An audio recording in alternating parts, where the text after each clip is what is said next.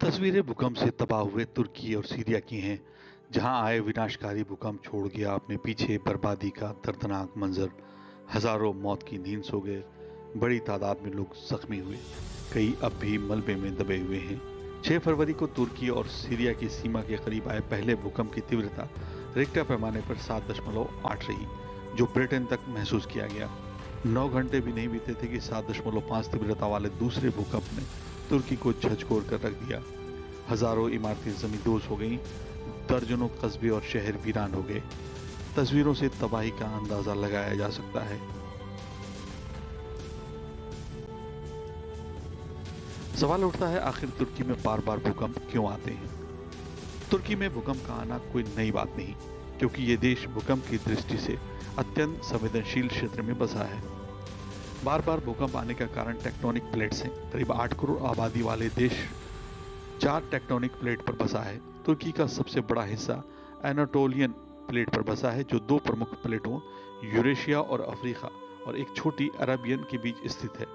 ऐसे क्षेत्र में जहां पृथ्वी की सतह के नीचे 3 टेक्टोनिक प्लेट लगातार एक दूसरे के साथ घर्षण करती रहती हैं, अफ्रीका और अरब प्लेटें जैसे ही शिफ्ट होती हैं, पूरा तुर्की कांपने लगता है। भूकंप अक्सर ईस्ट एनातोलियन फॉल्ट जोन में आते हैं, जो अरबियन और एनातोलियन टेक्टोनिक प्लेटों के मध्य में सीमा पर स्थित है।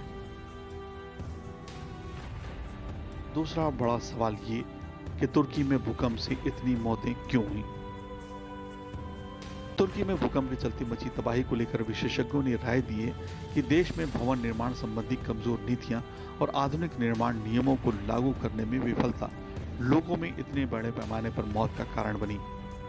रियल एस्टेट क्षेत्र में उछाल उन क्षेत्रों में आया जो भूकंप की दृष्टि से संवेदनशील थे।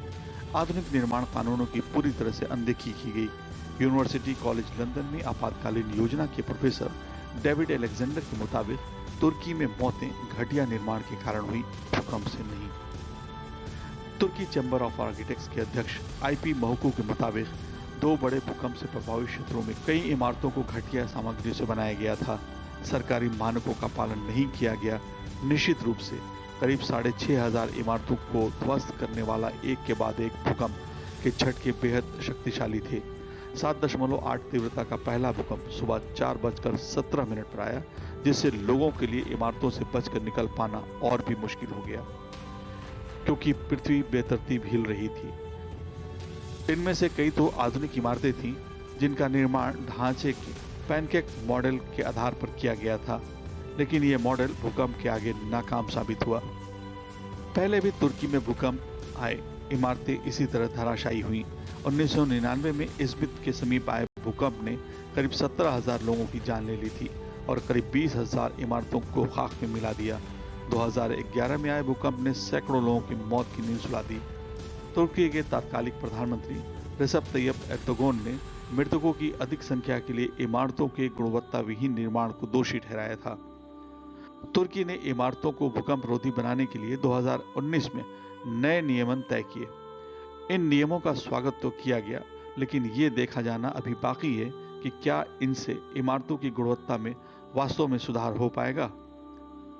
कहाँ क्या निर्माण किया जाना है, इस संबंध में योजना बनाकर निर्णय किए जाएं, ताकि भविष्य में जोखिम का खतरा कम हो सके।